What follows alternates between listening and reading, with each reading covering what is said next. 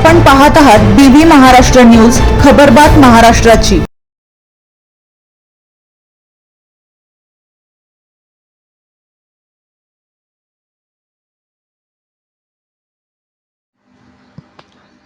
अंबेजोगाई तालुक्यातील पट्टी वडगाव येथे पीडित कुटुंबास संघर्ष योद्धा मनोज जरांगे पाटील यांची सांत्वनपर भेट। अंबेजोगाई तालुक्यातील पट्टी वडगाव येथे स्वर्गीय ज्ञानेश्वर उत्तरेश्वर वाकडे यांच्या दुर्दैवी मृत्यूनंतर आज मराठा आरक्षण आंदोलनाचे नेते तथा संघर्ष योद्धा मनोज जरांगे पाटील यांनी पीडित कुटुंबियांच्या घरी भेट देऊन सांत्वन केले। या भेटीवेळी जरांगे पाटील यांनी कुटुंबियांच्या व्यथा ऐकून घेतल्या।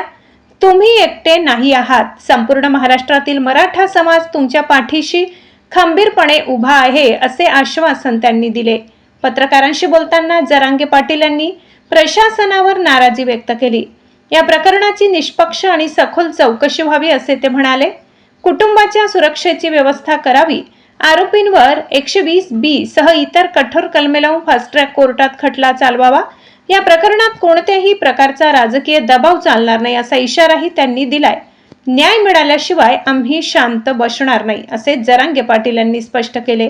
यावेळी गावातील नागरिक आणि कार्यकर्ते मोठ्या संख्येने उपस्थित होते। बीव्ही न्यूज महाराष्ट्रासाठी विभागीय संपादक महेंद्र गोदाम। PSI खोकडी का काय तो जर तपास व्यवस्थित करत नसला, परळीवाल्याचा ऐकून दबाव आणणार असला तर मुख्यमंत्र्यांना आम्हालाही त्यांच्या कानावरती टाकावं लागणार आहे। कारगळ मुख्यमंत्र्याच्या कानावरती उद्या संध्याकाळपर्यंत 100% टाकलं जाणार आहे। पाटील ही शोकांतिका आहे। फडणवीस साहेबांना आम्ही तेच वारंवार सांगतो, तुम्ही 10 दुसरे चांगले सांभाळा, गुंड सांभाळायचं थोडं बंद करा। अजितदादाच्या पक्षाकडून त्या परळीला त्याला न्याय दिला जातो, त्या धन्याला त्याच्याकडे बघितलं जातं, परंतु ते तुमचा आशीर्वाद घेऊन इकडे खुनं करतोय। नालायकपणामुळे, यांच्या गुंडगिरीपणामुळे त्याला जीव मुखावा लागलाय। आणि एक बांधव बेशुद्ध अवस्थेत आत्ताही आज 5-7 दिवस झालेत लातूरला तो ॲडमिट आहे। मला एक कळत नाही आहे, स्थानिकचे कोण पूर्वी याच्या अगोदर कोण होते, याच्यामध्ये कोण PSI खोकड का काय, खोकड होती का काय, कोलं होतं का काय होतं कोणाला माहिती। याला कळत नाही का आपण प्रशासनामध्ये आहेत। एका लेकराचा बळी गेला आहे, कुठल्या तरी आईबापाचं काळीच केलं आहे।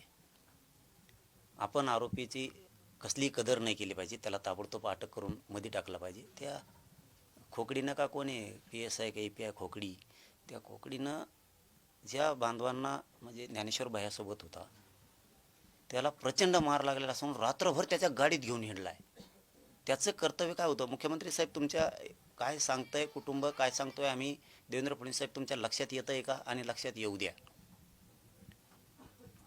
परळीचं ऐकून मार लागलेल्या एका बांधवाला हॉस्पिटलला नेण्याऐवजी रात्रभर ती खोकड PSI API तो त्याच्या गाडीत घेऊन हिंडतोय, हॉस्पिटलला नेत नाहीये। म्हणजे तो मेला पाहिजे। एकतर खून झाला, ज्ञानेश्वर भैयांचा वाकड्यांचा खून झाला, दुसरा सुद्धा मेला पाहिजे या उद्देशानं। म्हणजे पाठीमागं साक्षीदार नाही राहायला पाहिजे, प्रत्यक्षदर्शी। हा तर उद्देश नव्हता ना त्या खोकडीचा का कोणचा PSI त्याचा परळीवाल्याचा ऐकून, की पाठीमागं साक्षीदारच तर उरला नाही पाहिजे। हा ज्ञानेश्वर भैया वाकडे हा तर मेलाच, त्याचा तर मर्डर केलाच, परंतु हा दुसरा सुद्धा मेला पाहिजे, म्हणजे साक्षीदारच राहणार नाही। ही सुपारी तर घेतली नव्हती। याची चौकशी मुख्यमंत्री साहेब तातडीनं निलंबित करून होणं खूप गरजेचं आहे। या कुठलं पोलीस स्टेशन इथं अंबेजोगाई ग्रामीणचा कोण PI आहे ना, गृहमंत्र्यांनी याच्याकडे बारकाईने लक्ष दिलं पाहिजे की यांनी एवढी मोठी चूक केली, एवढा मोठा अपराध केलाय पोलीस प्रशासनात राहून, की एकाला मार लागल्याच्या नंतर हॉस्पिटलला नेण्याऐवजी रात्रभर घेऊन येणला। ह्यो 100% याच्यामध्ये दोषी आहे। एक त्यांनी ताबडतोब काळजी घेतली असती तर ज्ञानेश्वर भैयाचा खून पण झाला नसता।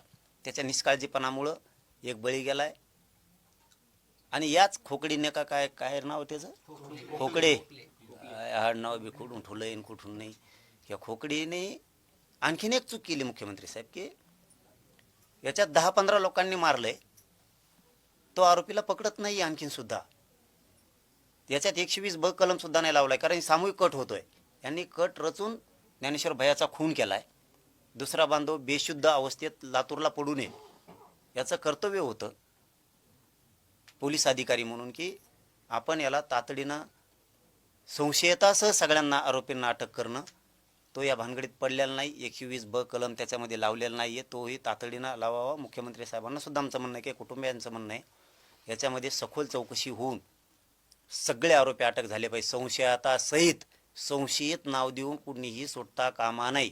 कुणी परळीवाल्याचा मित्र आहे त्या धन्याचा म्हणून त्याला सोडण्यात येऊ नये ही सुद्धा काळजी प्रशासनानं सरकारनं घ्यावी. नसता आम्हाला सुद्धा आमच्या ताकदीनं लढता येतं. पुन्हा प्रशासनाने म्हणून आहे की राज्यातला मराठा समाजसुद्धा पेटला.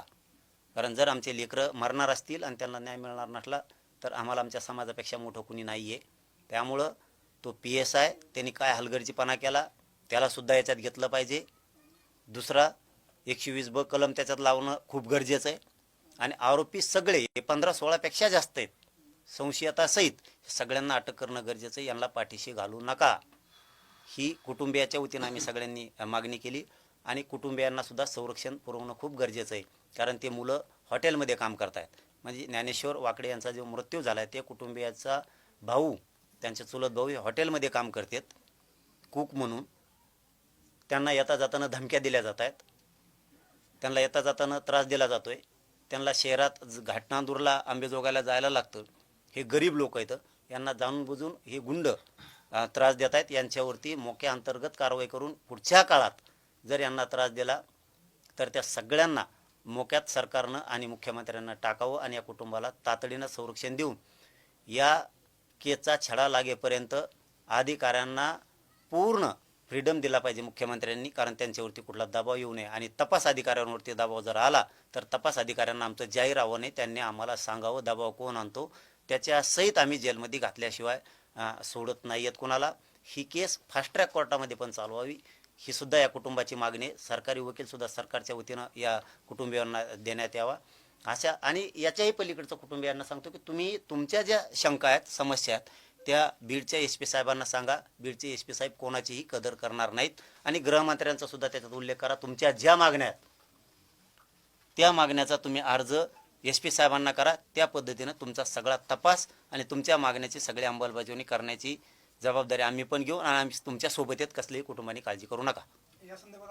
कारण हे जरा मॅटर मला किचकट दिसतंय. जर पोलीस PSI खोकडी का काय तो जर तपास व्यवस्थित करत नसला, परळीवाल्याचा ऐकून दबाव आणणार असला तर मुख्यमंत्र्यांना आम्हालाही त्यांच्या कानावरती टाकावं लागणार आहे. कारण माझं पहिल्यापासूनचा स्वभाव इथं नोकऱ्या मिळत नाहीत, कोणाची नोकरी घालायची नाही. पण नोकरी मिळाल्यामुळे जर माझं असेल तर मला जिरवता येतो आणि मी आत्तापर्यंत खूप जिरवलेले आहेत. त्यामुळे पुढच्या काळात तरी त्याचं ऐकून हे कोण खोकडी खाकडी हे कोण येते PSI FSI यांनी नीट राहावा. कारण तुमची जबाबदारी गोरगरिबांना न्याय देणं, गोरगरिबावर दहशत निर्माण करणं हे तुमचं काम नाही आहे आणि तुम्ही ते काम करू नका. पण हे सगळं मुख्यमंत्र्याच्या कानावरती उद्या संध्याकाळपर्यंत 100% टाकलं जाणार आहे. पाटील ते काय फडणवीस साहेबांना आम्ही तेच वारंवार सांगतो, तुम्ही 10 दुसरे चांगले सांभाळा, गुंड सांभाळायचं थोडं बंद करा. अजितदादाच्या पक्षाकडून त्या परळीला त्याला न्याय दिला जातो, त्या धन्याला त्याच्याकडे बघितलं जातं. परंतु ते तुमचा आशीर्वाद घेऊन इकडं खुनं करतोय. गोरगरिबांच्या लेकरं कसे वाढवायचे, किती पोटाला चिमटा घेऊन आईबापांना ते लेकरं मोठे करावे लागते, ज्याच्या त्याला लेकरं माहीत असतात. फडणवीस साहेब तुम्ही याची जाणीव ठेवा. अजितदादाच्या पक्षाने सुद्धा जाणीव ठेवली पाहिजे की ह्यो तिकडं पदाचा दुरुपयोग इकडं खुनं करण्यात करतो. बाकीचे मंत्री विकास करण्यासाठी मंत्रिपदं घेत आहेत आणि हे मंत्रिपदं खुनं जिरवण्यासाठी, गुंडगिरी जिरवण्यासाठी घेत आहेत. जर पोलीस प्रशासन या परळीवाल्याचं ऐकून जर तो खून असून अपघात दाखवत असले आणि PM रिपोर्ट जर सांगत असला की खून आहे आणि पोलीस प्रशासन म्हणजे ती खोकडी काय आहे तेव्हा जर म्हणत असलं अपघात आहे, तर ही राज्याची फडणवीस साहेब ही तुमची शर्मेनं मान खाली घालण्याचं हे पोलीस प्रशासन चालवते. तुमचं नाव बदनाम होईल असं PSI जर परळीवाल्याचं ऐकून काम करत असला, तुम्ही जरा अजितदादाच्या पक्षानं आणि फडणवीस साहेबांनी जरा बळ द्यायचं थोडं कमी करा. लोक मारतील मरतील गोरगरिबांचे लोक आणि लोक सहन करतील तर करतील. एका दिवशी खूप मोठा उद्रेक होईल हे फडणवीस साहेबांनी समजून घ्यावं. आणि पुढच्या काळात या कुटुंबाला, या वाकडे कुटुंबियाला 100% यांच्या जीवाला धोका आहे. मुख्यमंत्री साहेबांनी तातडीनं या कुटुंबाला संरक्षण देणं गरजेचं आहे. आणि त्या PIला सुद्धा जरा तपासात घ्या. आणि मी पण स्वतः मागणी करणार आहे ती. आणि मी एखाद्याच्या मागं लागलो की त्याची काडी लावतो. 100% मी एकदा मागं लागलो की मी सोडत नाही. कुटुंबियांनी त्यांना जो त्रास होतोय, ज्या मागण्या आहेत त्या उद्या SP साहेबाला आपल्या बीडच्या सांगा. त्याप्रमाणे तुमच्या मागण्याची सगळी अंमलबजावणी होईल ती मी मुख्यमंत्र्याला सांगतो. आणि जे आरोपी होते विद्यार्थ्यांचं नीट म्हणजे सगळं वाटलं जातं. आणि आता केंद्रीय शिक्षण मंत्री काय आठवायला अडचण आहे. जनता किंवा या देशातील विद्यार्थी हे देशाचं भविष्य हे तुमच्यासाठी महत्त्वाचं नाहीये. केंद्र सरकार म्हणजे नेमकं काय, आपण प्रधानमंत्री म्हणून नेमकं आपण काय, आणि प्रधानमंत्र्यांनी शिक्षण मंत्र्यांना का आठवावं. जर त्यांनी इतकी मोठी चूकच केली, त्या शिक्षण विभागाचा सगळा बोजवरा उडाला आहे, प्रधानमंत्र्यांनी इतकं का वळून धरावं. उपोषणाला जर 20-20 दिवस झाले तर त्यांची मागणी मान्य करून विद्यार्थ्यांना न्याय देण्याच्या दृष्टिकोनातून त्यांना ताबडतोब बडतर्फ त्या पदावरून राजीनामा देऊन त्याला मुक्त करायला पाहिजे. या संपूर्ण नीट प्रकरणामध्ये आपण बघायला गेलं तर 14 ते 16 विद्यार्थ्यांनी आपला जीव देखील दिला होता, आत्महत्या केली होती. तरी देखील सरकार दखल घेत नाही आणि उपोषण. मग याच्यातला खरा ह्योच मूळ प्रश्न आहे की विद्यार्थ्यांनी आत्महत्या केल्या तरी पण सरकार विद्यार्थी सोडून एक जर राजीनामा देशाच्या वतीनं मागितला जात असेल विद्यार्थ्यांच्या वतीनं, तर ते सुद्धा सरकारकडून घेतला जात नाही. मग सरकारसाठी काय महत्त्वाचं आहे ते जनतेनं कळून घेणं खूप गरजेचं आहे. सरकारला त्यांच्यासाठी त्यांचे मंत्री महत्त्वाचे आहेत, मात्र या देशातली जनता किंवा या देशातला तरुण गरजेचा नाही. त्याचा सरळ सरळ अर्थ होतो. पण प्रधानमंत्र्यांनी याला का सांभाळावं. जर साधी एक मागणी असेल की याला हटवा, तर त्यांनी या जनतेसाठी विद्यार्थ्यांसाठी हटवलंच पाहिजे, या मताचे आम्ही. या संपूर्ण आंदोलनाला देशभरातून मोठा पाठिंबा मिळत आहे. हे बघा, सगळ्यांनी ते उभा तर राहिलंच पाहिजे.